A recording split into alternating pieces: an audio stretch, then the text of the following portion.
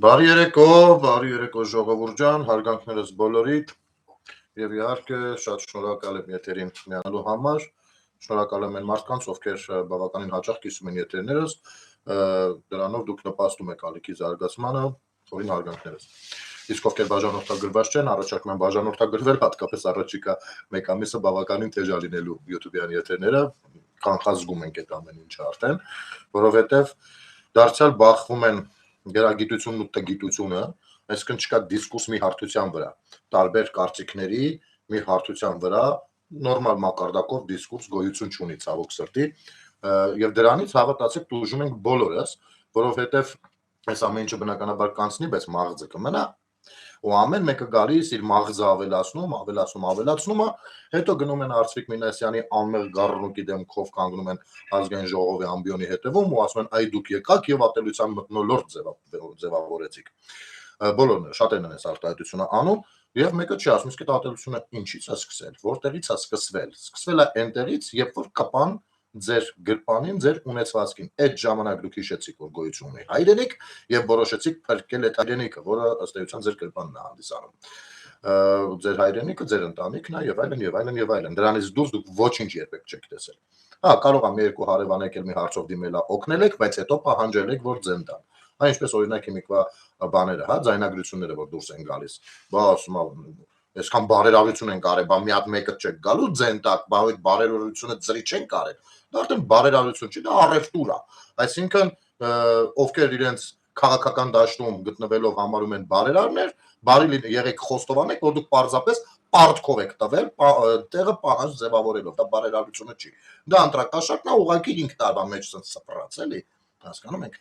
Պիտի գաք ձեն տակ, դուք ուտողուրացող եք, սա է, սրանց կուլտուրան։ Բայց դեռ այդպես բաներից կխոսենք, այսօր հիմնականում կխոսենք Բաքվում ընկերի պահվող անձանցից ու նրանց պահանջներից, կխոսենք թե երկիր մեդիան մեկ էլ հանկարծ ինչ էր բացահայտել եւ իհարկե Սամվել Կարապետյանի,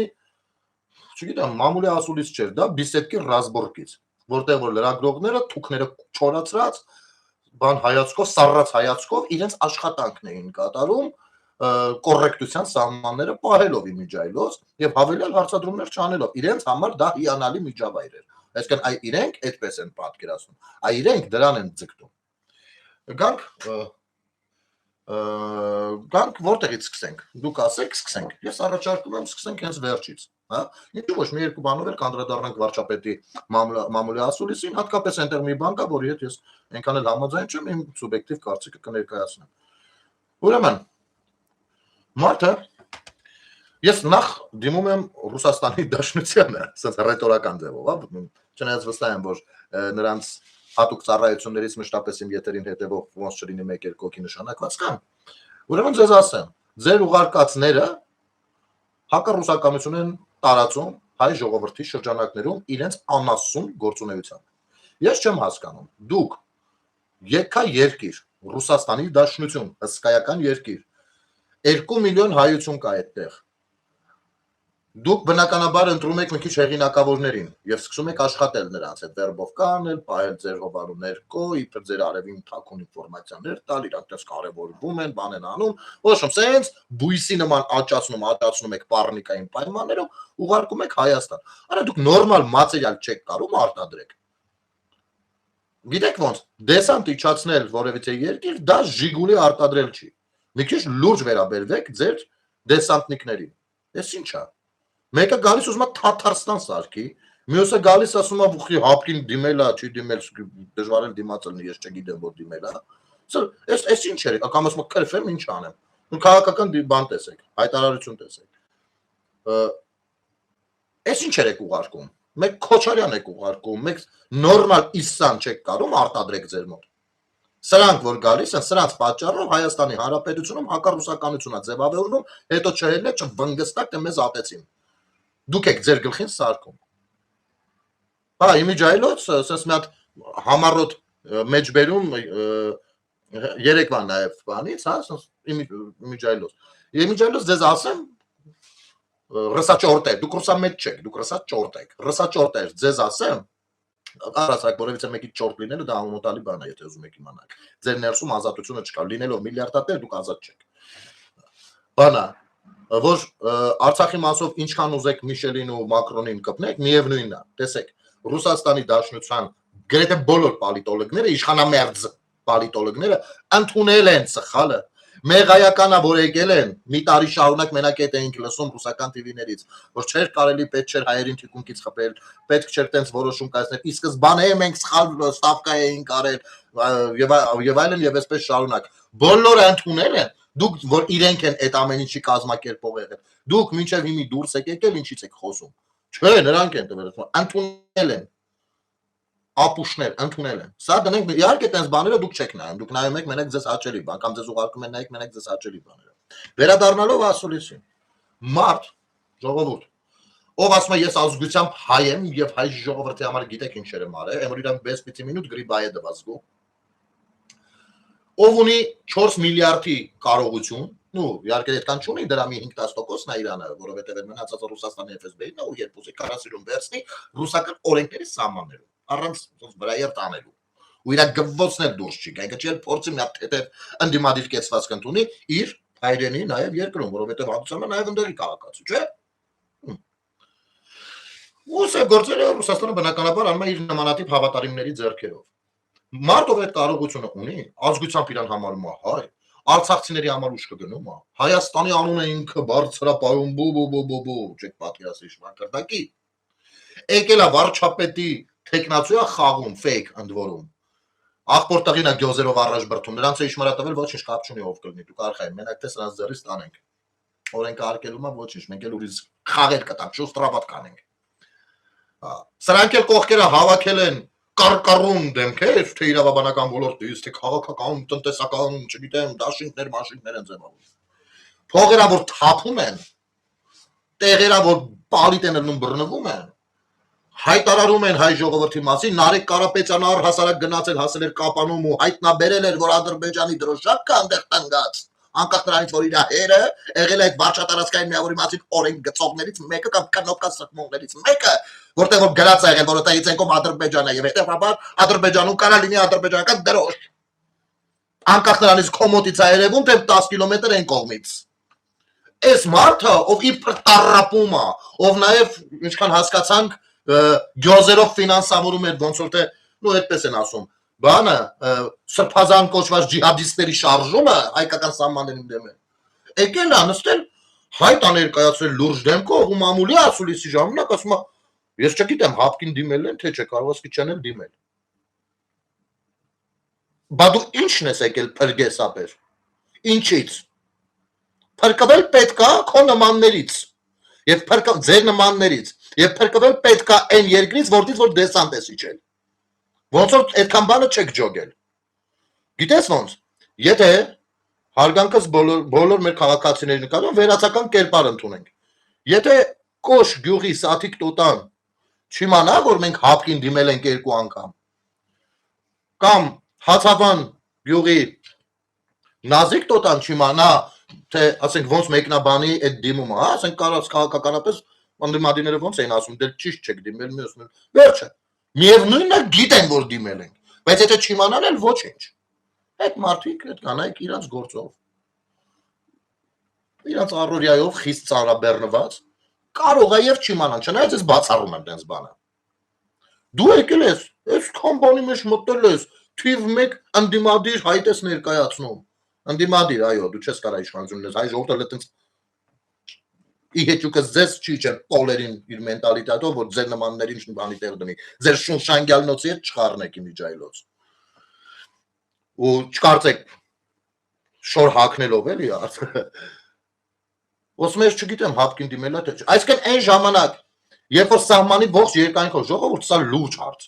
Նման մի հատ բանը արդեն մարդու քաղաքական ինքնասպանությունը պիտի լինի ցանկացած առողջ հասարակության մեջ անկախ նրանից թե քաղաքացիները ում են սատարում ում չէ եթե այտենց մի բան օրինակ լիներ մեկը ում ես սատարում եմ մեկը ասեր այտենց բան ում ես կսատարեի միջև այդ որ ինքնամոռաց թեկուս այդ բանը մի րոպե արա մի րոպե ապուշ չես ես չես խորը ես սխալվել եմ ուրեմն իսկապես կընդունեի դա ոչ թե չէ մեկը բամա այդ զորբայությունը կներեք տեղին չի այդ զորբայության հետևանքը մենակ ձեր վզին չի մնալու Գիտեք դա ինչ է նշանակում։ Դա նշանակում է, երբ որ առնվազն 2 անգամ, որից մեկը կարող այն տիպի կործանարար լինել Հայաստանի Հանրապետության համար։ Հայաստանի Հանրապետության ամբողջ ճակատագիրն էր դրված սեղանին, կոնկրետ սեղանին։ Խոսքս այո 21 թվականի մայիսի 12-ի հարձակմանն է վերաբերվում Հայաստանի Հանրապետության սահմաններին իշխանասարով բանով։ Արա դու չի մանաս հապ դիմելա Հայաստանը, թե չէ իր ռազմավարական գործընկերության այդ շրջանակին դիմելա, թե չէ։ Ամբողջ սահմանով տղերքը արուն քրտին կռիվ բոյ են տալիս եղացնել հես շատ սուղա այդ պայն։ Դու դա չհասկում չի մանաս, այդքան տանձիկ չի եղել, շլորիկ չի եղել այդքան արա։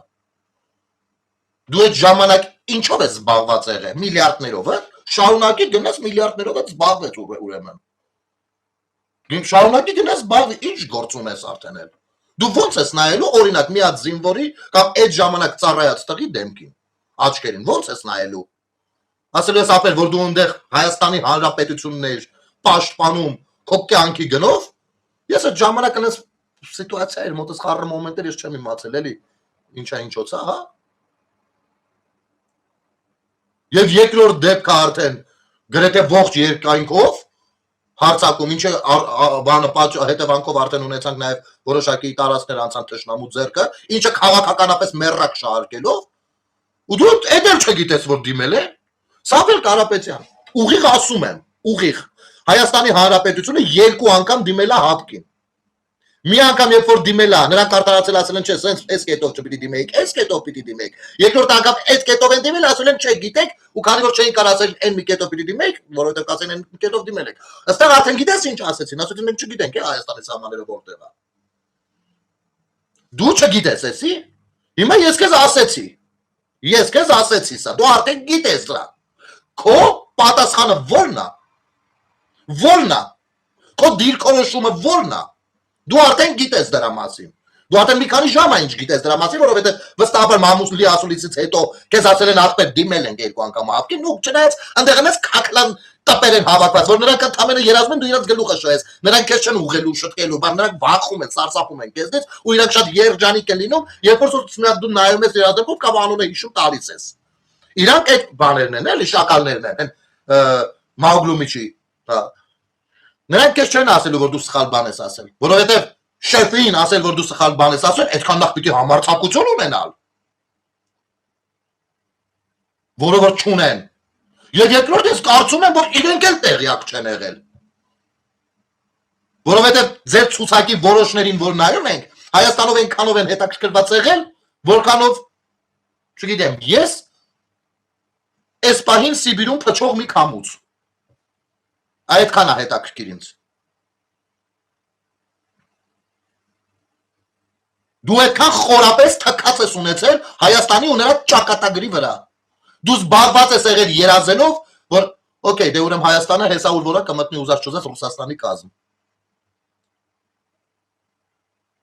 Եվ դու այո եկել ես այդ ծրագիրը իրականացնելու, որը չի ստացվելու, որովհետև դուք շատ լավ տեսնում եք, որ դեռևս կան թելեր, որոնք որ կաշկանդում են Հայաստանին, բայց այդ թելերն էլ են կտրվելու։ Ռուսաստանը առանձին պետություն է, Հայաստանի Հանրապետությունը առանձին պետություն է։ Եվ այո, մեկը ավելի խոշոր խաղացող է, մյուսը գուցե խոշոր խաղացող չի, բայց երկուսն էլ խաղացող են։ Ու նրանք պիտի իրենց հարաբերությունները լրջագույն ստանդարտներով կազմակերպեն։ Մենք տրամադրված ենք դրական հարաբերությունների։ Ու եթե չլինեն ձեր նմանները, կշարունակենք տրամադրված լինել դրական հարաբերությունների։ Բայց եթե ձեր գործը ձեզ ուղարկել են, որպեսզի այստեղ բաներ սրեք, որպեսզի իրանք այնտեղ կարենան խաղեր տան, որովհետև ես ոնց նայում եմ Ռուսաստանում էլ առաջիկայում, շատ մոտ ապագայում չէ, բայց կհասցնենք տեսնել, որ այնտեղ էլ են ոնց որ արդեն խաղեր սկսվում։ Այլ խմորումներ են արդեն սկսում գնալ։ Հետո ինչ անշ, լավ, հիմա գանք մյուս հատվածին էլ։ Ինչ անշակում Ռուսաստանի հետ բան, տնտեսությունը պետք է Ռուսաստանի հետ զարգացնել։ Ինչ տնտեսություն Ռուսաստանը։ Ռուսաստանում եթե տնտեսություն կա, դու ինչ գործ ունես Հայաստանում։ 91-94 թվականներին պետք է եղել, չես եղել։ Դրանից հետո 1000 տեսակ հարձակումներ են եղել, չես եղել, դիվերսիոն բաներ են եղել, չես եղել, տղերքդ էլ չեն եղել։ Աղբորդ տղերքն էլ չեն եղել։ 2020 թվին, 16 թվին պետք է եղել, չկայր։ 20 թվին պետք է եղել, չկար։ Հիմա խիկաս։ որ ինչ անես։ Որ երբ որ քանդված, ուրեմն քաղաքացիներ կան, ես հիմա ուզում եմ մի քաղաքացի կար նախորդ YouTube-յան եթերից տակ գրառում էր արել, ամենայն հարգանքով շնորհակալություն գրառման համար, շնորհակալություն որ հարցադրումներ լինում են, որը նկատեմ պիտի պատասխանեմ, նու եթե ժամանակը ներում է, կներեք ես սկրինշոտ էի արել, հեսա գտնեմ, այդ մոտեցման թարգը պետքա տալ, կներեք ես ձևակերպման համար, բայց դա մոտեցում չի էլի ժողովուրդ։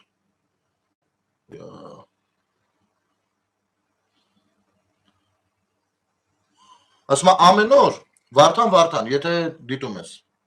կամ եթե հետո գտիտես, ասում ես ամեն օր Հայաստանում ռուսաստանցի գրեթե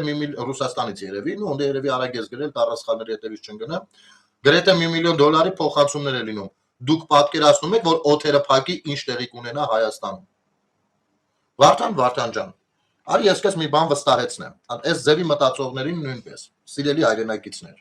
հավատացեք, եթե դուք այս տարական բանը պատկերացնում եք, ապա մենք պատկերացնում ենք, ասեմ ավելին, եթե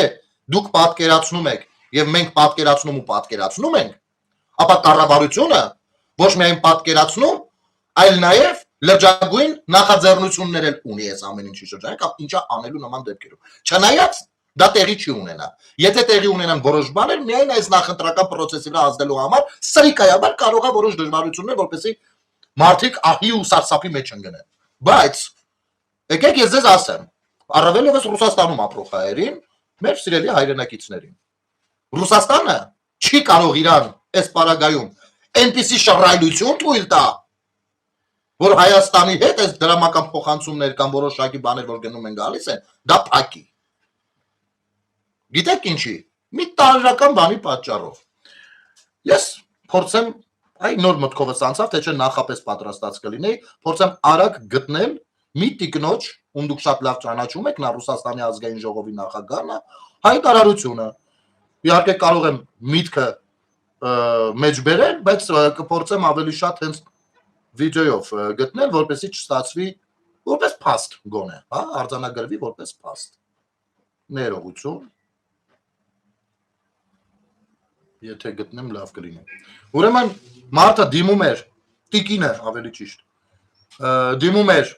Ռուսաստանի թիվ 1 միլիարդատիրոջը, ով вообще Սամվել Կարապետյանը չի, ու ասում էր, այդ լավ է որ բոլորը հարստացել եք, բայց մենք շնորհակալ կլինենք, եթե դուք կարողանաք օֆշորներից Ռուսաստանի համար մի քիչ փող հետ բերեք, փող հետ քաշեք։ Ռուսաստանի տնտեսությունը արդեն անթակույց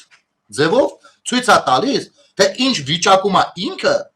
որ խնդրում է, որպեսզի օֆշորներից փող հետ քաշեն իր համար։ Գիտեք ինչի,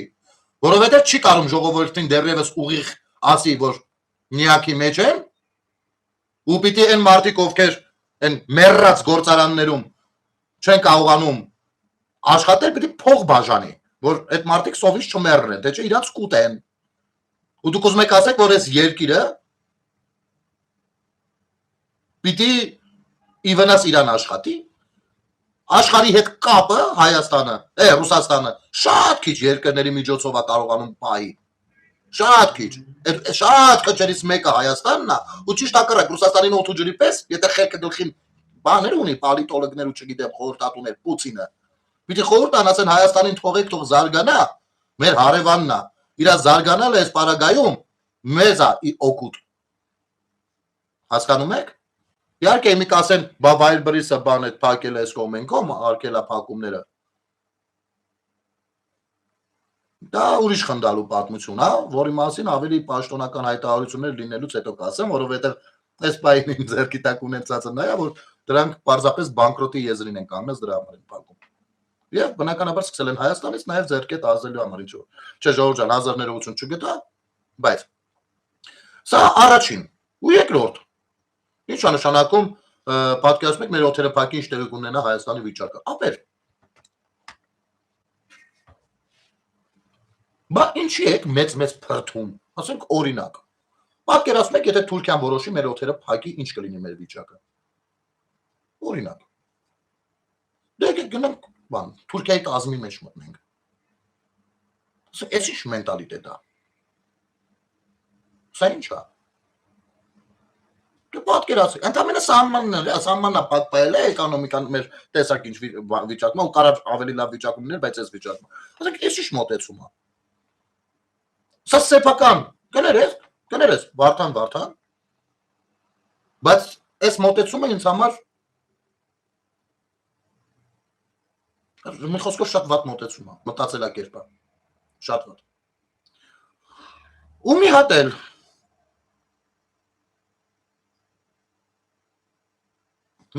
մտածելակերպ կա, որ տարածում են անընդհատ գյոզերով, որը դարձյալ Վարդանը նախորդ եթերից տակ գրել էր, եւ շնորհակալություն, որովհետեւ սենց թեմաները պետքա փաստորեն հաճախ խոսենք։ Ուրեմն կա այս սիգնալները ձեր մեջ։ Ուրեմն լավ լսի ու հասկացի, թե Ուկրաինայի գլխին ինչ բերեց Եվրոպան։ Հիմա Հայաստանը այդ նույն դատին արժանանալու։ Վարդան, հավատա, եւ ես շատ լավ լսել, ոչ միայն լսել, այլ ինքնուրույն նաեւ ուսումնասիրում եմ եւ շատ լավ հասկանում եմ, թե ով ում գլխին ինչա բերում։ Շատ լավ եմ հասկանում։ Եվ լսում եմ ոչ թե այն աղբյուրներից, որտեղից որ դու ես օգտվում, որովհետեւ նրանք զբաղված են բացառապես ուղեղը լվանալով։ Իսկ ես չեմ կարող թույլ տամ, որ իմ ուղեղը լվանան, ես դրա ոչ հավեսը ունեմ, ոչ տրամադրությունը։ Հարկ եղած դեպքում այդ ուղեղ լվացողների ուղեղը կլվանան եւ կյանքի փորձը դա է ցույց տալիս։ Ասեմ ավելին, իմ հաղորդումը մի ամսով փակվել է օրենքի սահմաններում եւ հունիսի 8-ից է եթեր հեռարձակելու։ Գիտես ինչի։ Որովհետեւ քո ուղեղը լվացողները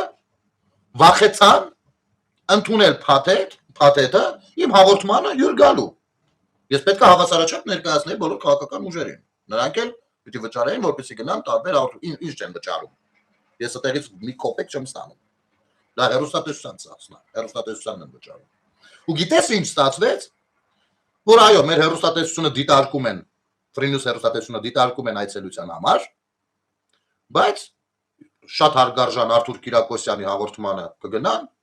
շատ հարգարժան Գագիկ Մկրտչյանի հաղորդմանը կգնան, բայց գնելի մասով ախպեր, որովհետև ես հասկանում եմ, թե Արթուր Կիրակոսյանը, թե Գագիկ Մկրտչյանը պրոֆեսիոնալ հարցազրույցավորներ են, ես այդպեսին չեմ հանդիսանում, բայց իմ հաղորդումն էլ բան չի, հարցազրույց չի, իմ հաղորդումը podcast է, եւ մենք ազատ կարող ենք շփվել, բայց նրանք վախեցել են գան ու ազատ շփվեն,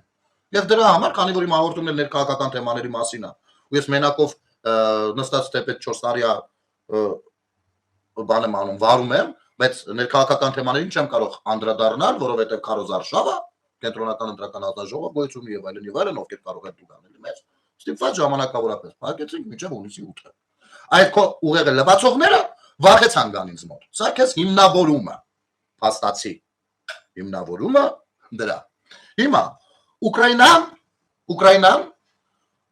այլ պատմություն է։ Դու ոնց որ պատմության խորքը չես ուսումնասիրել։ Ուկրաինայի հանդեպ Ռուսաստանի Դաշնությունը տարածքային պահանջներ ունի։ Որքանով է դրանք օրինական, որքանով անօրինական, դա հարցի մի կողմն է։ Ես գտնում եմ, որ դա անօրինական է, որովհետև ես որպես Հայաստանի Հանրապետության քաղաքացի, եթե անգամ ռուսամետ լինեմ, միևնույնն է, ինձ համար առաջինը Հայաստանի Հանրապետության տարածքային ամբողջականությունն է, ճիշտ է։ Ուրեմն վլադ, դու էլ սկսի մտածել, որ փաստորեն Հայաստանի Հանրապետության քաղաքացու համար այս ամեն բազարի մեջ կարևոր է Ալմատիի օրինականությունը, Ալմատիով անկախացել են սովետական միության բոլոր երկրները։ Դա կարևորագույն փաստաթուղթ է ու իր իրավական կողմը պիտի մաքսիմում բարձր լինի։ Հայաստանն ու Ադրբեջանը խաղացան որ գնում են, նաև այդ հռչակագրի հիման վրա են գնում։ Ու եթե ես մերժեմ դա, այսինքն ասեմ ճիշտ անում Ռուսաստանը, ես դրանով մերժում եմ Ալմատին եւ դրանով հետեւաբար մերժում եմ իմ տարածքային ամբողջականությունը եւ դրանով ընդունում եմ, որ իմ տարածքային ամբողջականությունը կարող խախտվի որևիցե մեկի կողմից։ Հասկանում ես։ Չէ, հələ չէ։ Եվ երբ որ Վանեցյանը գնացել ասում էր Ղրիմնաշ, Վիրնիեև վաշ, այս դինամիկն էր դնում նաև տակը Հայաստանի անկախության։ Եվ այստեղ էր, որ պետք է երկրի ղեկավարը քաջություն ունենար եւ դրսևորեց քաջություն, ասելու, որ Ուկրաինայի հարցում մենք չենք աջակցում Ռուսաստանին, առնվազն։ որովհետև չենք կարող աջակցենք, որտեղ նշանակում է դրանով Արմատին դնել հարցականի տակ։ Իսկ մենք էս իրավիճակում որևիցե բան հարցականի տակ դնելու ոչ մի տեսակ իրավունք չունենք, որովհետև դա կնշանակի խաղալ պետության ճակատագրի հետ։ Իսկ այսքան բանը քո ուղեղը լվացողների մտքով անցել է թե չի անցել, ասեմ, չի անցել։ Գիտես խի, որովհետև որոշ տեղեկությունների համաձայն թե Սամվել Կարապետյանը, թե Եզրասը, թե Ռուսաստանի ամենատարբեր հայազգի օլիգարխներ ֆինանսավորում են Արբատը, հայկական բատալյոն, արմյանսկի բատալյոն Արբատը, ուկրաինական ճակատում։ Եվ արի միասին սքանք այդ ճակատում Ռուսաստանի կողմից միայն արդեն ունենք ազգությամբ հայ 6000-ից ավել զոհեր։ Երևի, երբ որ այստեղ ասում են 5000 զոհ են տվել, երևի իրանք տեղերն են շփոթում, աշխարհագրական վայրերն են շփոթում, բայց ամեն դեպքում հստակեցումներ չենք տեսնում, դիտավորյալ է դա արվում, թե ոնց, հələ փորձի հասկանալ։ Այդ չխոսեմ Արցախ բատի մասին, որը նորաձևավորվել, թե խոսենք Արցախ բատի մասին։ Ինչ ակնկալիքով են այնտեղ։ Նրանք խոսացել են, որ այ կգնանք այս կռիվը բրծնենք ու գնանք, չգիտեմ ինչ այդ բերենք։ Հետ բերելուց առաջ նախ պետք է չտալ։ Հետ բերելու մասին հələ չխոսենք, հələ տալ չտալու մասին խոսենք։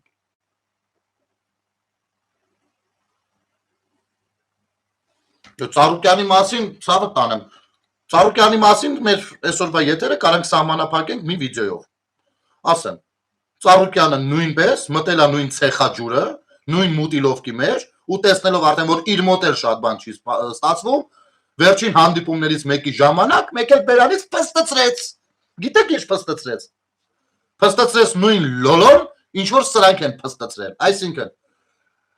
Իբա 300,000 ադրբեջանցի համապատասխանաբար աղբեր, բա ոնց ենք անելու։ Արդեն Ծառուկյանն էլ է կրկնում այդ նույն լոլոն, որը այսօր արդեն խոստովանեցին, որ դե չէ դե, էդի իրանք իմացել են տարիներ առաջ։ Իսկ տարիներ առաջվա խոսույթը կներեք շատ տարբեր է օգոստոսի 8-ից հետոյի եղած խոսույթի, որովհետև մինչև օգոստոսի 8-ը, մինչև դրանց զորրով սեղանի շուրջ նստացնելը, իսկապես կային շատ պահանջներ ու ձեր շատ սիրելի Ռուսաստանը անենց չէր, որ չէր կրակ չէր լցնում, բենզին չէր լցնում այդ կրակին։ Եվ մատ ուրիշ հարցել տամ։ Ըստ քեզ, Վլադ, քանի որ դու լավ մտածող ես ու խորհուրդ ես տալիս, մենք էլ մտածենք։ Մի հատ հարց տամ, էլի։ Աշխարհագրությունից ոնց ես։ Նայ, Ռուսաստանն ու Ուկրաինան ունեն ցամաքային սահման։ Նրանք իրար հետ կռվում են անմիջապես իրենց սահմանների երկայնքներով, թո առաջ գնալով, թո հետ։ Օրինակ Ամերիկան ու Իրանը չունեն սահման, եւ որպեսզի մեկը մյուսին հեռահար հրթիռներով հարվածի, պետք է ավելի մոտիկ վայրերում ունենա ռազմաբազաներ։ Եվ ունենա իր ազդեցության գոտիներ կամ երկրներ, որոնց տարածքը կարա օգտագործի նրանց երկնքով հրթիռ ուղարկելու համար։ Հասկանում ես։ Օրինակ քեզ ասեմ, եթե հիմա Թուրքիան ուզի հրթիռակոծել Ադրբեջանը, այդ հրթիռը անցնելու է Հայաստանի բանով, չէ, օդով։ Այստեղ ինքը խնդիր ունի։ Պիտի թույլտվություն ունենա։ Օրինակ եմ ասում։ Կամ որպեսզի զորք մտնի, ուր է գնում, ոնց է։ Իմիջիայլոց սա ժամանակակից թեմա չի միայն։ Հնագույն ժամանակներում էլ է այդպես եղել։ Ասենք մի երկիրը, որ պիտի արշավեր մյուս երկրի վրա, որոնց մեջտեղ էլի երկիր կա, դիմում են հարաբերություններ են կարգավորում, որ ճանապարհ հատկացեն, որ իրենց զորքը անցնի։ Հիմա քեզ հարց եմ տալիս։ Ենթադրենք, չգիտեմ ինչի, քո պատկերացումով, այն պատկերացումով դες բան չկա, Ռուսաստանը ուզում է Հայաստանին հարվածի։ Արի միասին գուշակենք, որ երկրի տարածքով ինքը պիտի մտցնի այստեղ զորք, զենք զինամթերք, տանկերը քշի բերի, հրթիռները եւ այլն։ Որ երկրի։ Հնարավոր է, ես չեմ ասում հնարավոր չի, բայց ուզում եմ դու այս հարցին քեզ համար պատասխանես։ Գուցե Ադրբեջանի։ Այդ նշանակում է իրանք թույն հարաբերություններ ունեն։ Թույն, որտեղ որ դու երկրորդական կամ երրորդական ես։ Այսինքն դա նշանակելու է, որ հաստատելու ես իմ ասածը։ Վրաստանի։ Որ երկրի։ Պարսկաստանի, ասես կասպիցով միջնելու է։ Անենց ելնի։ Մի քիչ փորձեք դուք ուսումնասիրել։ Լավ, մինչև ուղղություն ցույց տալը։ Ամեն դեպքում Սա է այն պատասխանը։ Գանք Սամոյին։ Հələ Նարեկին էլ է պիտի անդրադառնանք, սենց ժամանակը շատ ենք ծախսում։ Չնայած պետք են, այս երկխոսություններն էլ են պետք։ Սամվել Կարապետյանին ես տեղեկացրեցի, որ մենք երկու անգամ դիմել ենք Հապկին, Հապկն էլ ինչ պատասխաններ է տվել։ Հաջորդ Մամլո Ասուլիսին կամ Բիսեդկի բազարին լրագրողներից նույնպես պահանջում եմ այս հարցը տալ։ Դուք արդեն տեղեկացված եք, որ Հապկին դիմել են երկու անգամ SS կետերով եւ Հապկը SS պատասխաններն է տվել։ Ու հիմա ասեք ձեր դիրքորոշումը ինչպեսին պիտի լինի։ Ամեն դեպքում Նարեկը մի փոքր պնդեց,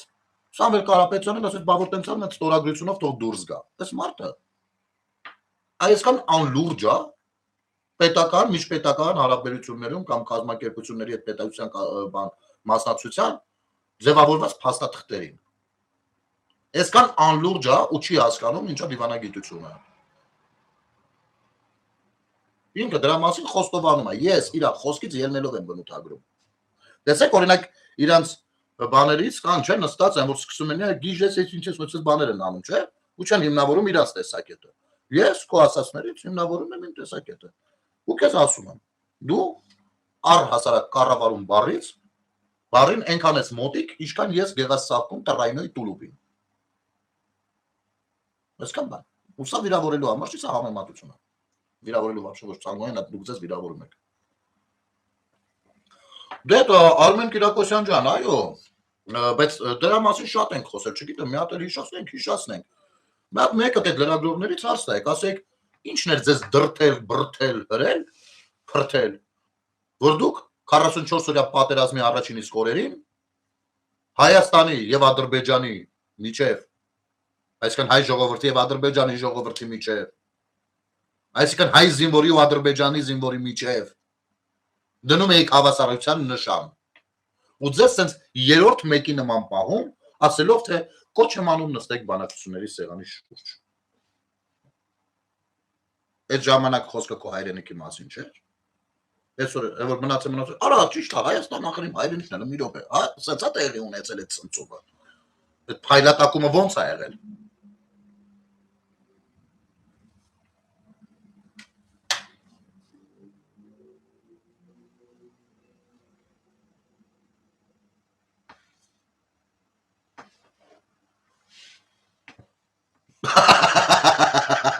Գեորգ Կելստոբիակա հարցին ասես չորեք շաբթի կպատասխանը։ Դեմի գանքես Նարեկին։ Այս Նարեկը վերակենում ժողովուրդ ջան։ Գրառում անում, կարդում ենք։ Գրում մենք ինչ մտածում ենք ինչպես վերջապես հաղթահարենք աղքատությունը։ Գիտեք աշխարհում ամենաշատ կազինո խաղացողները որ երկրի քաղաքացիներն են։ Անցած տարի Հայաստանի քաղաքացիները on-line կազինոներում պարտվել են $20 միլիարդ։ Իսկ որ քաղաքական գործիչն է սրա հովանավորը։ Ով է պատմության մեջ մենակ մնալու սեփական ազգին կազինոյի նստեցնելու անփառունակ գործով տարօրինակ բախտի բերմամբ ԱԺ նախագահ դարձածը։ Քեզ նման ընտանիքների քանդման ու մարդկանց աղքատության հասցնելու վրա բարգավաճողին ճամփելու համար էլ ուզում ենք փոփոխություն։ Նարեկ Կարապետյանն ըստ երևույթին դիմում է Ալեն Սիմոնյանին, որովհետև ազգաժողովի նախագահ Ալեն Սիմոնյանն է։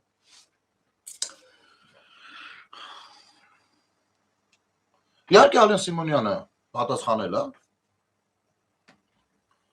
Ալեն Սիմոնյանը ես տեսա, որ ցերեկը մի հատ վիդեո էր, տեսանյութ էր տեղադրել, որ նախ մի հատ ասա հələ խոսքը հստակեցում է վերաբերում, նայեք խի ասենց ասում։ Խի ասած ձևակերպել բախտի բերման ԱԺ նախագահ դարձածը, որ երբ որ դու ուզենաս զրպարտության համար մտնես դատարան, ինքը ասի, բայց ինչ գիտես, որ ես քո հետ ես քո անունը տվել եմ։ Հասկանում եք։ Այսինքն Այս իրավաբանները պրիմիտիվ բաները իրանց խորհուրդ են տվել։ Այսի ասենց ասեմ քաղաքացիական ինքնագիտակցության 4-րդ դասարանն է մաքսիմում։ Ուտես իր արևին շուստրավատ ալնում։ Ալեն Սիմոնյանը նախնատել ասա ու մասնա խոսքում, մեկ էլ լում է հիմնավորի ասածները գա։ Այս գյան հեսա այս գրառմանը կանդրադառնանք։ Այս գյան փորձում է հիմնավորել։ Ու տեսեք ոնց է հիմնավորում, ուրեմն Եթերիցս մի քանի րոպե առաջ Ալեն Սիմոնյանը երկրորդ տեսանյութը տեղադրել, որ առաջարկում եմ միասին լսենք, էլի։ Ես այսպես բան եմ ասում, լսենք, ես ինչ բան, հա։ Առաջարկում եմ լսենք հիմնավորումը Նարեկ Կարապետյանի։ Ինչ էլի բարեկամներ, անկեղծ ասած абսուրդը արդեն ամեն բոլոր հնարավոր սահմանները անցել են։ Նարեկ Հարապետյանը այսօր առավոտյան գրում է, որ բախտի բերմամբ նախագահ դարձած ոմն մեկը օրենք է վերել, որով նստացրել է մարդկանց կազինոների կներեք ինտերնետի խնդիր է մոտավորապես ցիտում եմ, չնայած մի րոպե կներեք ժողովուրդը որից հետո ես այն առաջարկում եմ կամ հստակեցնել ում նկատի ունես կամ ջնջես կամ ինչ-որ ձևով արձագանքես եղբայրում նկատի ունես որից հետո ինքը տեղադրում է մի օրենքից կտոր եւ մեղադրում է ինձ իբր դրա մեջ հստակեցնում է որ Ալեն այո դրա տակ Ալենը գրած եւ ես պատեմ եւ ասում է հետեւյալը հա ասում է այս նախագիծը ընդունելուց հետո on-line կազինոներում խաղադրույքներ կատարթիվը 18 անգամ ավելացել է 7 տարում ով է մեր հազարավոր հայրենակիցներին աղքատացնող ընտանիքների քանդող ամենա անեցքի արժանացող այս նախագծի հեղինակը դա կանոնը գրած Ալեն Սիմոնյան հիմա կարծում եք ինչ է գրած շնորհակալություն այս աստիճանի ուրեմն այսպիսով նախագծով առաջարկվում է սահմանել որ փոքրակներեք մոնեխաղերով հրապուրվելու հետևանքով իր ընտանիքը նյութական ծանր դրության մեջ դրած քաղաքացուն սահմանափակ գործունակ ճանաչելու դեպքում նրա մուտքը խաղասրահ արգելվում է սահմանվում է այդ մարմնի կիրառման կարգը ինչպես նաև նախատեսվում է վարչական պատասխանատվություն վերագրյալ պահանջը տոտալիզատորի կազմակերպիչի կողմից չպահելու դեպքում այսինքն ինչ ասում են մարդիկ ովքեր որ խաղամոլությամբ են տարապում եւ նման խնդիր ունեն իրանց մուտքը արգելել կազինո հիմա ուզում հասկանամ ինչ կապ ունի իմ օրենքը այս գրածի հետ պարոն Կարապետյան ես ձեր համար Ալեն չեմ ես ձեր համար Հայաստանի Հանրապետության տրված ազգային ժողովի նախագահն եմ եւ դուք կարող եք ինձ հետ խոսելիս միայն պարոն Սիմոնյանով դիմել կամ պարոն Արժան նախագահ կամ պարոն նախագահ ոնց ձեզ հարմար է որովհետեւ ես ինձ չեմ տալիս դեր հետ դեր չեմ տալիս դից խոսել եւ փաստացի ստացվում է որ այդքան փողի մեջ այնուամենայնիվ այդքան իրավաբան ունենալով լավ միտքը հասկացա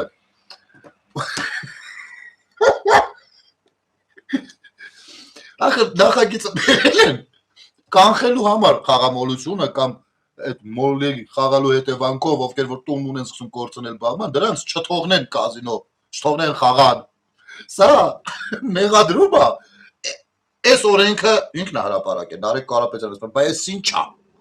Այս դու բան է, որ յանի էլի սա չպսնում է, բայց ինչ է։ Բազավում է երեխան դեբիլ արա։ Էս Նարեկ սա քո ցույց տվածն է, չէ՞ եղել։ Որ այս օրենքն եմ ասում, այս սրա համար եմ կես, չէ՞ դա չէ եղել։ Դու ինչ ես հասկացել, ապեր։ Կարող են հոպարիտ ասած սնկերից ես կերած եղել, ինչ ես հասկացել ախպեր, գժանոցա, են բանին ոտ, չգիտես ոստը, հիմա ինչ խոսաս, մորդ, են ես բշտում, ասմես ես բշտում, ասմես դու աննեցքի արժանի ես, ասմես խի, ես ասրա համար, նայում ես ինչի համար, Պարզվում է գրած է, որ դու ուզում ես օրենքի նախագիծս ներկայացուցում ես ունենք ընդունես, որ այն ծայրահեղ մոլագար խաղացողներին դարձի բերես, չխաղան։ Հələ սրանից եք նեղվել, Նարեկ ջան, հա, կարող է հենց դրանից եք նեղվել, կարող է կազինոներում փայ ունեք դրանից եք նեղվել։ Ես ինչ է։ Բայց, ես էլ մի կողմ, ստեղ նատուրի հետաքրքիր պահել կա, ես որ ասում եմ Անցած տարի Հայաստանի քաղաքացիները on-line կազինոներում պարտվել են $20 միլիարդ, այստեղ իսկապես լարվել է, էլի անկախ նրանից լավ Ալեն Սիմոնյանը ինչ են դե ամեն ինչում են մեղադրում շատերին, այդ թվում նաև Ալեն Սիմոնյանին հիմնականում անտեղի բնականաբար, հələ այդ դնենք մի կողմ, բայց $20 միլիարդ պարտվել են ժողովուրդը։ Բան է եղել, էլի որտեղ $20 միլիարդ ու հետո տեսնում եմ Բաբկեն Թունյանի հրապարակումը ով տեղադրել է Նարեկ Կարապետյանի գրառումը ու արել է հետևյալ բացաբանումը ասում է սա կատարյալ անհեթեթություն է Հայաստանի քաղաքացիները $20 միլիարդ չեն պարտվել բայց դա դեռ բանը չի վերջը լսեք եթե հիմնվում է վերջերս հրապարակված թվերի վրա պիտի հասկանար որ 7.4 տրիլիոն դրամը այսինքն 20 միլիարդ դոլարը, ոչ թե պարտված, այլ կատարված խաղադրույքների ծավալն է, որի մոտ 95%-ը շահումների տեսքով հետ է վերադարձվում։ Դա օրենքի պահանջ է։ Պարոն Կարապետյանը կամ հայերեն հասկանալու հետ խնդիր ունի, կամ միտումնավոր մանիպուլացնում է։ Ես արդեն լուրջ եմ ասում, սկզբում ես էլ եմ մտածում, որ մանիպուլացնում է, բայց լուրջ եմ ասում, ես արդեն հավատում եմ առաջին տարբերակին։ Ասեք, չի կարելի։ Նայեք, ընդհանուր, այսինքն դու կարող ես օրինակ, ես չեմ բարձրացնում ես ամեն ինչը, ասենք խաղալը բան չեմ, այդ չի հարցը, բայց եթե դու կարող ունենաս 1000 դրամ, այդ 1000 դրամ ամբողջ օրը խաղաս։ Խաղաս կր, հետ բերես, շատանա, քչանա եւ այլն, այսինքն օրվա վերջում կարող է պարզվի դու 100,000-ի խաղացել ես, բայց պարտվել ես քո 1000-ը։ Չնայած նույնը նաեւ հակառակ դեպք է, որ դու կարող ես միանգամից մոտ 100,000 հագնես ու դա վերթարնես, բայց հիմնական շրջանառությունն է, այդքան գումար, այդքան խաղադրույքների ծավալն է, այդքան խաղադրույքա արվել։ Հասկանում եք, բայց պարտված է։ Այսինքն հիմա 7.4 տրիլիոն դրամի 5%-ը պիտի հաշվենք, 20 միլիոն դոլարի 5%-ը։ Իհարկե Հայաստանի համար մանավանդ այն քաղաքացիների, ովքեր որ այդ կարգավիճակն արդեն դա էլ մեծ թիվ է, ու սա դեռ մտահոգիչ է ու իշխող կուսակցությունը այս ուղղությամբ անընդհատ բաներ նախագծեր է բերել ազգային ժողով եւ Ալեքս Սիմոնյանն էլ է թվում ու մեղած ու բերել է նախագծեր, որպեսզի անգամ դրա դեմը մի ձև առնեն։ Այն էլ արժանացել։ Սրացած ապուչ գնահատականին։ Արա չկաս էս բաները։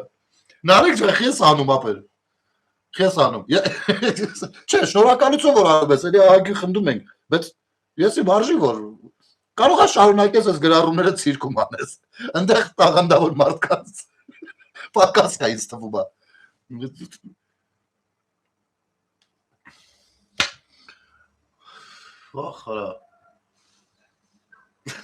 Վախարա։ Լավ էլի արա։ Իրանց ցուցակի առաջի համարն է, այսինքն Նարեկ Կարապետյանը ժողովուրդ ջան, այս բազայով, այս տրամաբանություններով իրանց ցուցակի առաջին համարն է, ու ինչքան էլ ասում են, չէ, հոպարն է մեր վարչապետի տեխնազում, բայց ինքն է առաջին համարը, ԿՀ-ով հաստատած, պեչատած, ով որերորդն է, այսինքն անցնելու դեպքում ինքն է վարչապետ ասում, հասկանում եք իրական։ Ինքն է ինագուրացիան ընդունել։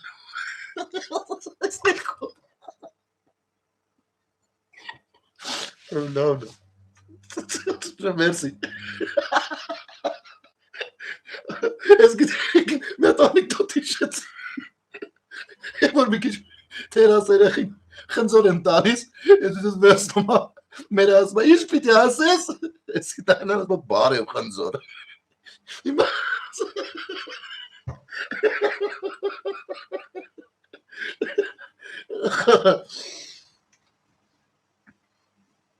Վայ, ինձ թվում է Նարեկ, եթե դու բանակ սառայած լինեիր, դա քո վրա դրական հետևանք կթողներ։ Սա բանակի բացն է։ Գիտես ինչի, որովհետև կսկսեիր ինչ-որին մտածել խոսելուց առաջ, որովհետև պատասխանատվություն պիտի կրես, այնտեղ պապա չկա, օպար չկա, այնտեղ սաղ տղա են, ամեն մեկը մի թարլան տղա, հասկանում ես, ու դու այդ միջավայրում կձևավորվեիր, կսկսեր աշխատել, լուրջ բաներ, անալիզ անել, մտ խորամուխ լինել, չգիտեմ, կես քո ծնողներն են հենց վատություն արել, որ թույլ են տվել դու ազատվես, տվել են հնարավորություն, որ դու ազատվես ծառայությունից, ես լուրջ եմ ասում, իհարկե դա միտումնավոր վատություն չի եղել, որտեղ ես չեմ կարող բան ասեմ, Մոսկվա ծնողը միտումնավոր սավակին վատություն անի, բայց տենց է դուրս եկել։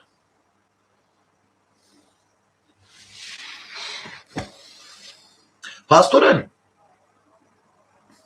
ինչքան լավ օրենք ընդունել են, դրանք բոլորը դավաճաններ են, չգիտեմ, ինչեր են ովանավորում բան, ես շատ գիտեմ, այս մարդու պատկերացումը տեսնա։ Ուրեմն, վերադառնալով Ռուսաստանի թեմային, մի հատ չկայացած մեկը կա, չեմ ուզում դա անգամ անունը տալ, գրառում էր արել, ռուսական արջի հետ կատակ չեն անում, նա գլխից չի խփում, նա ողնաշարդ է կոտրում։ Նիկինով Մարիուսյան իրավունքից էլ է զրկված, ում լեքսիկոնը զզվելի է լսել անգամ ինձ որպես տղու, բայց ես ուզում եմ հիմա կարդամ սրա վերաբերյալ, ոչ թե ուզում եմ իմ կարծիքը հայտնել, այլ կարդամ մի քաղաքացու կարծիք, քանի որ չեմ հարցրել էջի անունը չտամ։ Դիմում է դրան, անուն ազգանուն, հայր անունով նաև ընդ որում, խոսքը տիկնոջ մասն է։ Ու ասում է, ու քեզ նման ստրկական էքստազի մեջ գտնվողներին։ Նախ ասեմ, որ զզվանքը միակ բնական զգացողությունն է, երբ տեսնում եմ, թե ինչպես է մարդն իր ազատությունը փոխանակում կայսերական մտրակի տակ լինելու հպարտությամբ։ Դուք մոսկովյան մունետիկներով սիրում եք սարսափ ֆիլմերի ոճով մեջբերումներ անել ռուսական արջի մասին, որը ողնաշար է կոտրում, ինչ ուզիչ է։ Բայց կա մի փոքրիկ նյուանս, որպեսզի արջը քո ողնաշարը կոտրի, դու առնվազն պետք է ողնաշար ունենաս։ Իսկ երբ տարիներ շարունակ վարժվում ես կոշիկ լիզելուն եւ փորի վրա սողալուն, ողնաշարն ինքնաբերաբար վերածվում է փափուկ դոնդողի, հարմարվելով տիրոջ ցանկացած կամայականությանը։ Պատմությունը դաժան բան է ու չի սիրում ստախոսներին։ Դարեր շարունակ ես նույն նվազ տեսակը հայատար ռուսը ճակերտների մեջ մեզ հրամցրել է միֆեր փրկչի մասին, մինչդեռ իրականում այդ նույն բարեկամը կամ իրենց ասած մեծ եղբայրը մաս վաճառել է մեր հողերը սեփական կայսերական ախորժակի համար, մեր արյունով գծել քարտեզներ, որտեղ Հայաստանը միայն նեղացող մի միջանցք է եղել։ Զինաթափել ու դավաճանել է հենց այն պահին, երբ թիկունքն ամենախոցելին էր, արդարացել ամեն մի դավաճանություն անվանելով աշխարհաքաղաքական անհրաժեշտություն եւ այլն։ Ու այսքանից հետո խոսել ողնաշար կոտրելու մասին լուրջ, այս արարածն ու իր նմանները անձնական ստրկական անդորի համար ներսից քեզ համոզում են, որ քո միակ փրկությունը քեզ խեղդողի ձեռքերն են։ Լսիր արարած, ես քեզ գիտեմ որպես արարած, ում արագ թերթել է պետք։ Հայաստանը կոշիկի տակ տեղ չունի։ Մենք քաղաքակիրթ աշխարհի սեղանի շուրջ տեղ վերցնելու գործընթացի մեջ ենք։ Ի տարբերություն կոտրվող ողնաշարների ճակերտներով, համագործակցությունը Եվրոպայի եւ արևմտյան քաղաքակրթության հետ առաջարկում է մի պարզ, բայց վտանգավոր բան՝ ինքնիշխանություն։ Հասկանում ես էությունը, թե չես հասկանում։ Ոչ թե տեր ու ստրուկ, այլ օրենք ու իրավունք։ Եվրոպան չի գալիս քո տանը տիրություն անելու, նա առաջարկում է կանոններ, որոնցով դու ինքդ ես քո տան տերը դառնում, հարգում է քո սահմանը, այլ ոչ այդ սահմանը համարում իր քուչեն։ Արժանապատվություն, սա այն է, ինչի պակասն ամենաշատն ունեն ռուսահպատակները, որովհետև ազատ մարդուն հնարավոր չէ կառավարել վախով ու ողնաշար կոտրելու հեքիաթներով։ Շնորհակալություն ես ստատուսում, հիանալի էր ձևակերպած, բրավո։ Դե էլ սա բացել է այս թեման, կարծում եմ էլ կարիք չկա ամբողջն ասված։ Ուզում եմ դիմել այսօրվա ձայնագրությունները լսեցի, ուզում եմ դիմել որոշ լավ եմ, մերսի Ռաֆ ջան, լավ եմ, շնորհակալություն։ Շատ շնորհակալ եմ, որ նայում եք։ Շփվենք դեռ, ես էլ եմ ուրախ սենց տեսնելու։ Ուրեմն ձայնագրությունների մեջ ինչ է ասում, ես վերջին, այսօրվա տարածվածներ։ Ասում է, լսի ասում է, քավորը սա թեմայի մեջ։ Մի խոսքով քաղաքական հարց չի։ Պրոստը ձենդ պիտի տասի այդ մասով։ Ասում է, ում ասում է դե ուժեղ Հայաստան սամային։ Ասում է, հարց չկա ախպերս։ Քավորն է թեմայի մեջ քաղաքական հարց չի։ Ալա, ընտրություններից ավելի քաղաքական բան գոյություն չունի։ Չկա։ Չէ, քաղաքական չի։ Էնու ես նոկեյա։ Չեն քաղաքականացնում։ Պրոստը ձենս տալիս եմ քավորին։ Ու այս ապուշ զանգողին եմ դիմում։ Լսի, այ չուբլեբաս։ Քո քավորն է։ Քո համար գուցե սրբություն է։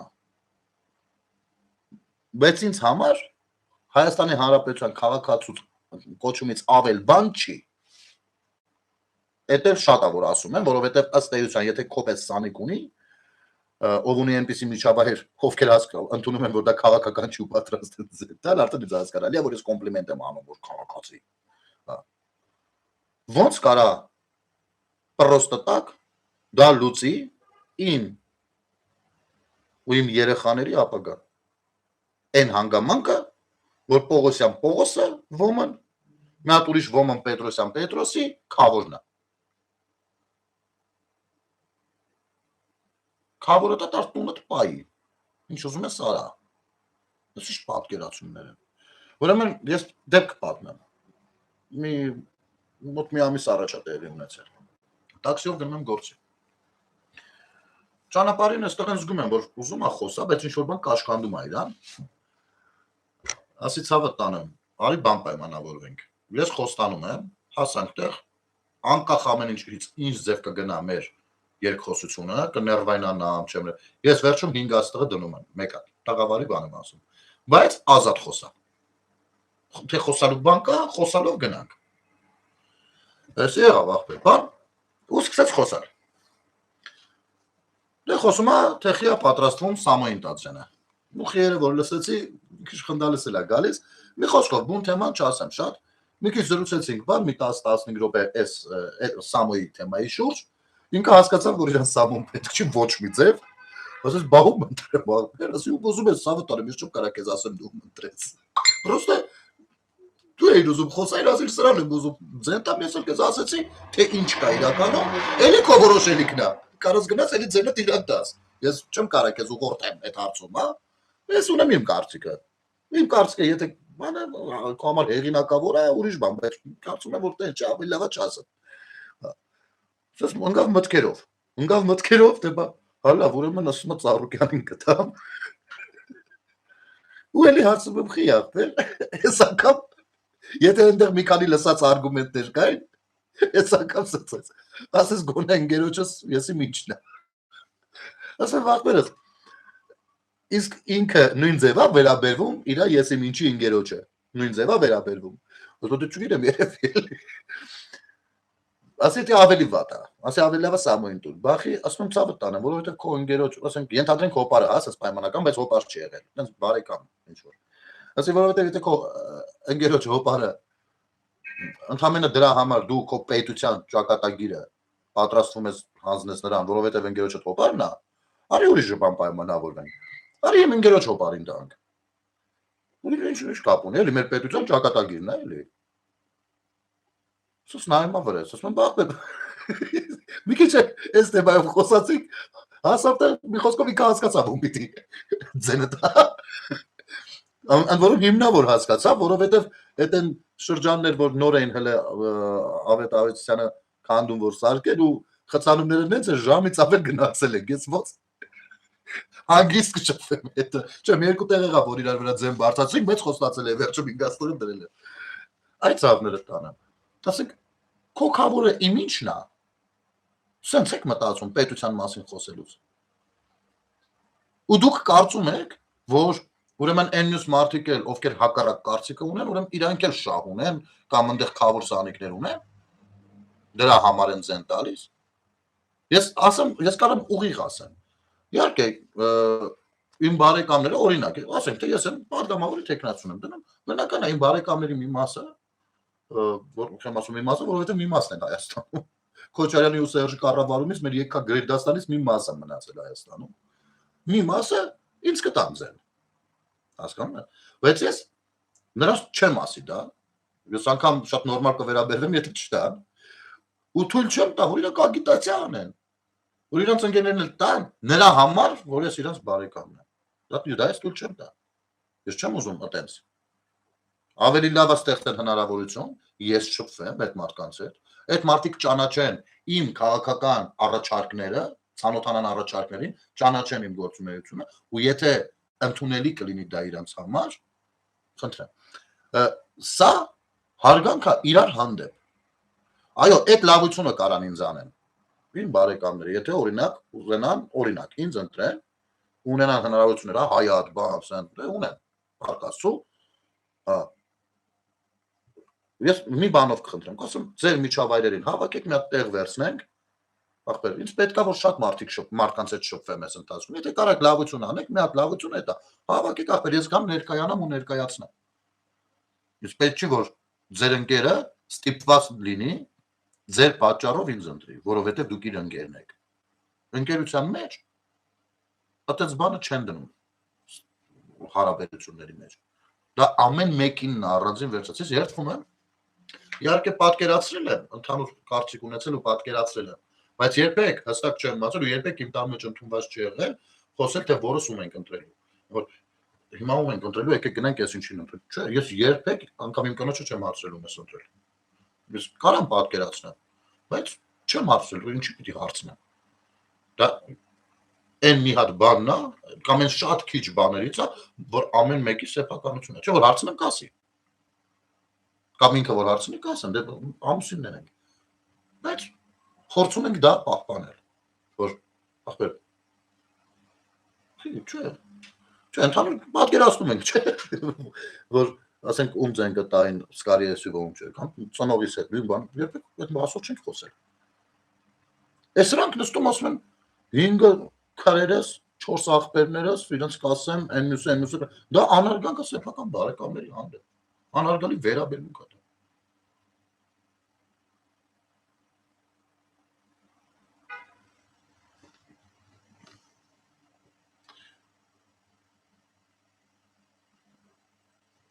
Ինչ է եղել, ինչ չաթենքի չեմ նայում, ինչ է եղել, ինչ որ բան է եղել։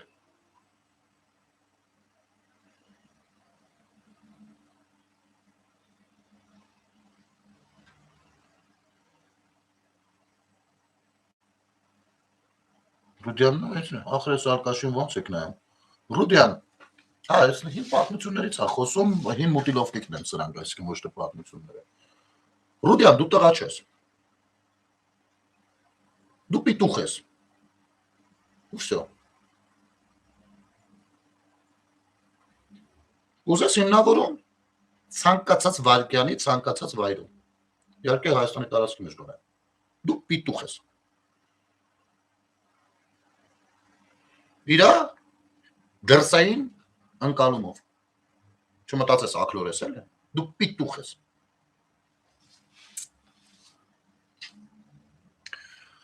Չգիտեմ, սահմանափակենք եթերը, թե գերիների թեմային անդրադառնանք ժողովուրդ։ Հա, սրանց այս ցնդաբանության մեջ ես չգիտեմ, հասցրեցի Գևորգ Պապոյանի այսօր ինչից էլ պիտի խոսեին ժողովուրդ, բաներ կար, թողել է այսօրվա։ Երկիր մեդիա։ Ոնց։ Գիտեք ինչ է տեղի ունեցել։ Երկիր մեդիան դաշնակների ինչ է բարձել ժողովուրդ ջան։ Ազգային հետախուզական Երկիր մեդիան բարձել է, որ հետևյալը։ Նոր բացահայտումներ Արցախյան 44-օրյա պատերազմից։ Թուրքիան արխիվներ է բացել, հրապարակել նոր փաստեր։ Ով է եղել Արցախյան 44-օրյա պատերազմի ստվերային ուղեղը։ Փաստացի ստացվում է այնպես, որ թուրքական հետախուզությունն է եղել այդ ստվերային ուղեղը ու թուրքական հետախուզության համար Արցախյան 44-օրյա պատերազմը դարձավ թաթերաբեմ։ Թուրքիայում վերջերս հրատարակվել է գիրք ազգային հետախուզական կազմակերպություն 1826-ից 2023 թվականներ անվանումով։ Հենց այս գրքից պարզվում է, որ թուրքական ազգային հետախուզական կազմակերպությունն է ստանձնել Բայրակթար ԹԲ2-ների անօթաչու թռչող սարքերի ինտելեկտուալ կենտրոնի կառավարումը, դառնալով թիրախավորման եւ օպերատիվ կառավարման գլխավոր դերակատարը։ Բայրակթար ԹԲ2-ների, այսինքն անօթաչու թռչող սարքերի կործանարար արդյունավետությունն ապահովվել էր ոչ թե օթաչուների կողմից, այլ հենց ՄԻԹ-ի հետախուզության կողմից տրամադրված տվյալների շնորհիվ։ Ինչ էին անում նրա։ Պատկերացնում եք։ Դաշնակցական երկիր մեդիան բարձել է, հանկարծ գյուտ արել, սենսացիա բռնել։ Ախպերս հետս եթե ուզում ես կապի ելնես, կարամ հասցրացեմ հանդիպենք գրասենյակի տեղը կարամ ասեմ, հիմա sense հեռախոսի համար ոնց ասեմ։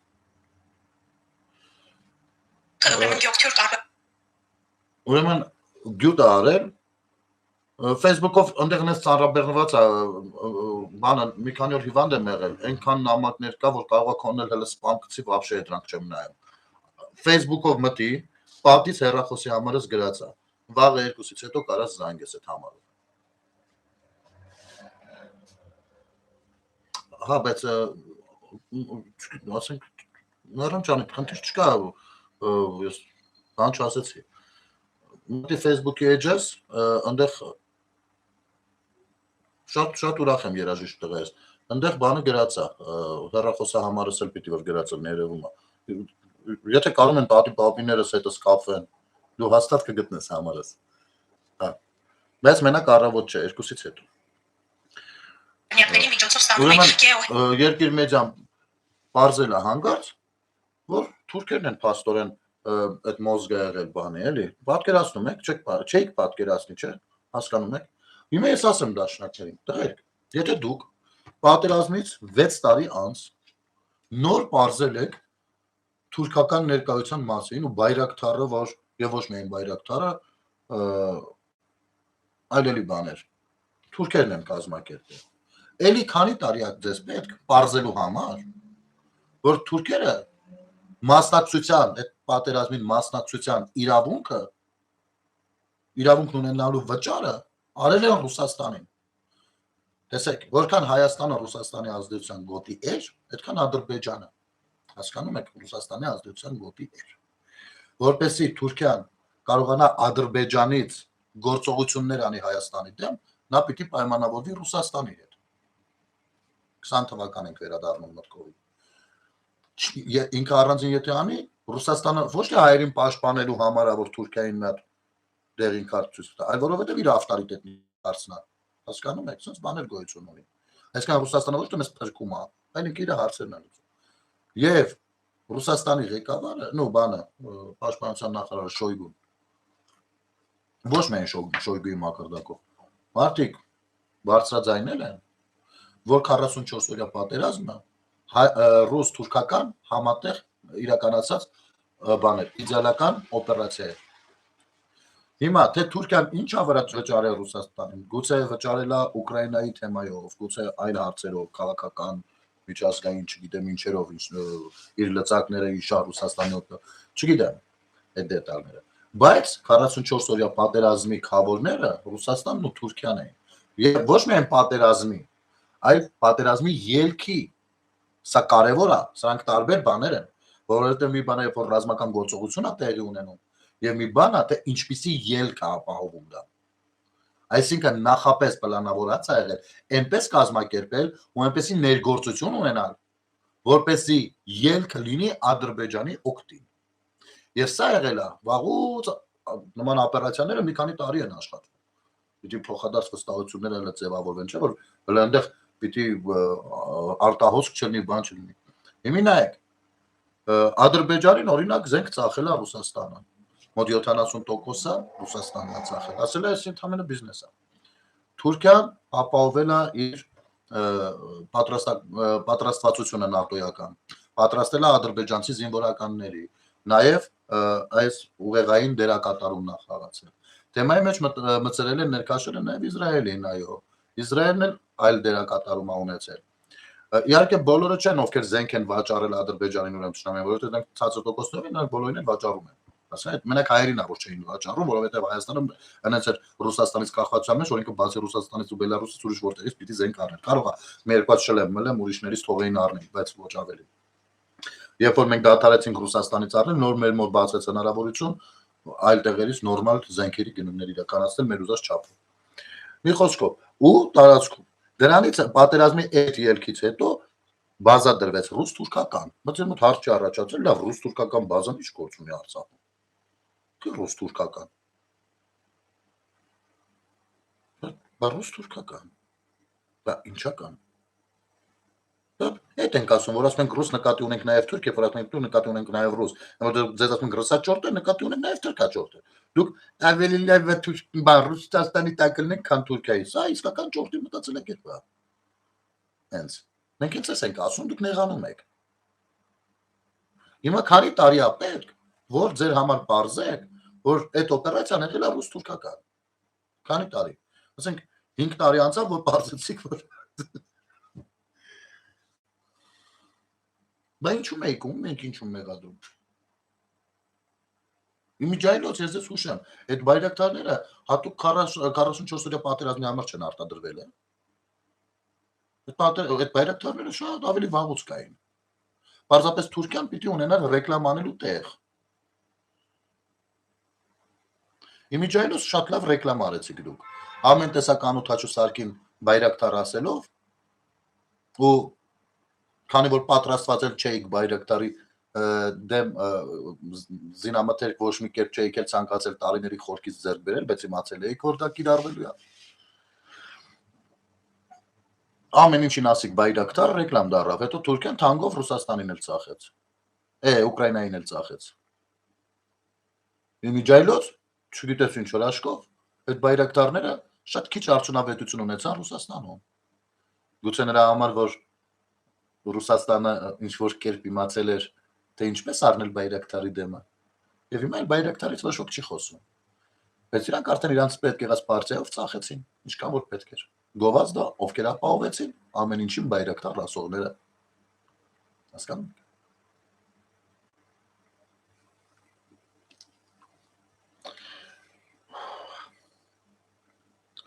Սա ինչ վերաբերվում է, Կարեն ջան, շատ ես մտածում եի հենց նոր փակեմ արդեն եթերը, թե ես մի թեման էլ ասեմ, թե այն մյուսն էլ, չգիտեմ, ես գերիների թեման ախր շատ չհնա։ Լավ, եկեք սենց անենք, ժողովուրդ ջան, խրերեք որոշենք, որ այսօր սրանից խոսենք, պրոստե Սամվել Կարապետյանն հենց բան արեց, սա պլանները խառնեց իրար, բայց լավ, եկեք իսկապես այս գերիների թեման վաղը էլի խոսենք, որովհետև ես ուզում եմ ստեղ մի քիչ լայն բացվենք, ուղղակի որ մենք իրաց մակարդակին չենք ելնենք ինչ-որ բաներ ասենք ու անցնենք առաջ, պետք է հիմնավորենք, մի քիչ բացենք, բարձրաբանենք, ավելի լավ է սա թողնենք վաղվան, չնայած որ կարելի է վաղը մի քիչ շուտ եթերը սկսել։ Ու առհասարակ, քանի որ արդեն բան եմ, ազատ եմ մինչև հունիսի 8-ը լինելու, երևի թե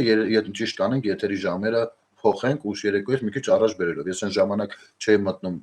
6-7-ի կողմերը, որովհետև sense հեռուստատեսությամբ իմ հաղորդումներ գնում։